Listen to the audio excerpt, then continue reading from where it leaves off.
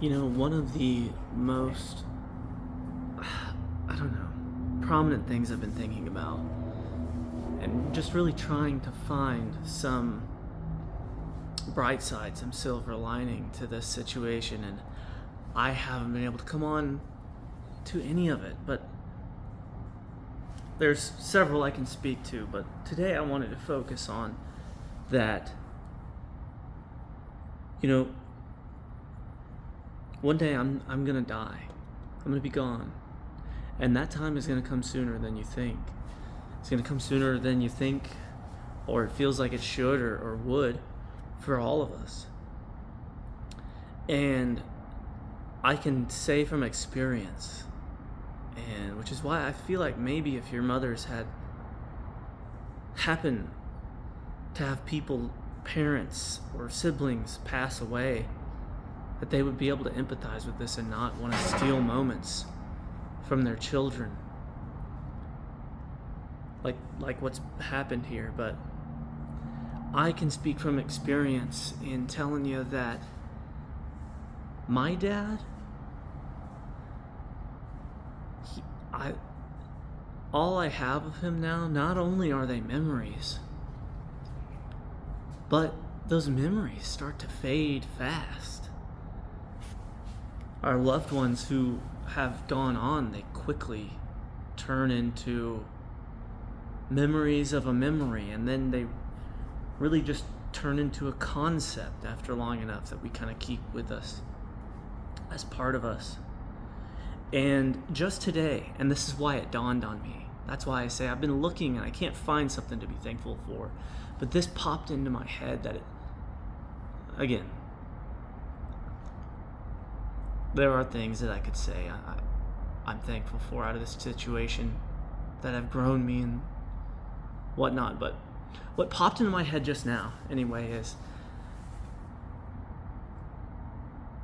thinking back on my dad, and even much less his own dad, who I just suddenly thought of just now. I cannot think of one good string of words that my dad ever said to me. I mean, a few, maybe here and there.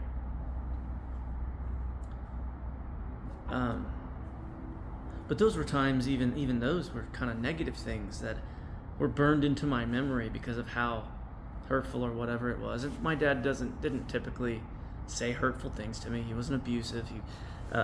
He messed up a time or two and said the wrong thing, and it was shitty or whatever. But I'm not characterizing him as that. I'm saying like maybe a few strings of words that he said when we were mad at each other or there was some kind of conflict. Well, my point is, like, this guy who loved the heck out of me, who's so much a part of who I am and what made me me, I can't remember any like, I mean, I can understand. I remember concepts. He's only been gone for 4 years, which is another crazy thing. He's only been gone for 4 years, and I can't remember much at all. Now, again, I remember concepts. I remember what he told me in general, but I don't remember what he said. You see, I couldn't sit down and bet the house on it that I would be able to give you 2 sentences worth of it. This is exactly what he said. And I think that's something very special that I've gotten out of this is I'm forced into this scenario where the things I have to imbue you with, the things I have to pass down to you, I have to do it in this format that's, as most would look at it and say, this is not a preferable format.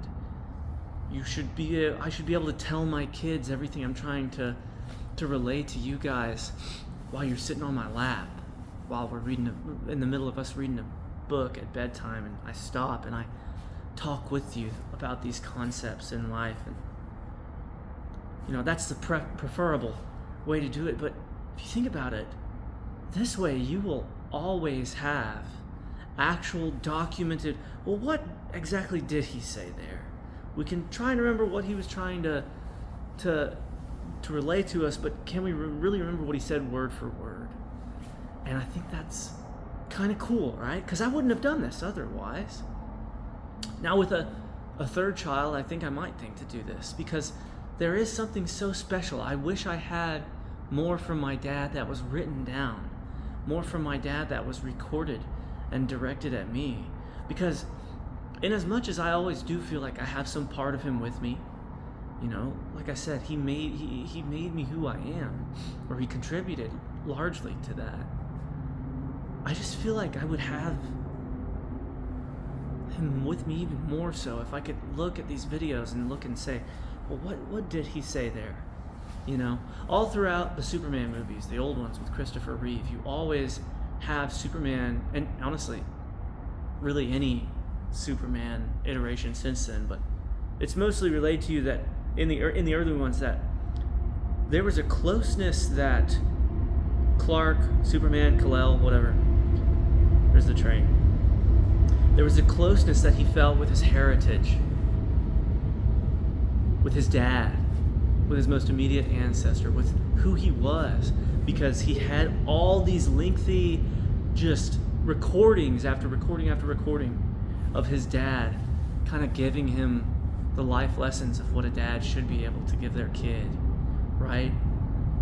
And very similar to our situation, Jor-El did not get to be a dad to Kal-El the way he would have wanted to be.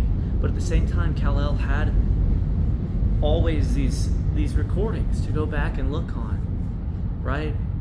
And it's almost like there's a benefit here that wouldn't have existed otherwise. And I don't know if you guys can appreciate that. I know once I'm dead and gone, you will, right?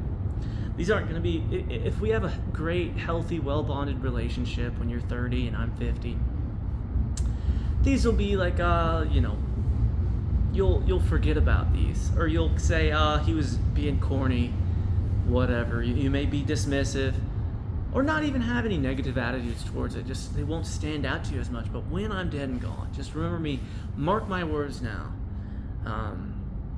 If you're watching this after my funeral, whenever that may be, just know that I want this series to be a part of me that you can carry with you. I want you to always feel like, man, Dad may be gone, but he was here then, and he kind of left kind of who he was with us here. And I think that's great about being able to document things, the spoken word, the written word, any way that we can preserve our ideas and perpetuate them into, you know, I don't know. I love you both, and I guess I'll talk to you later.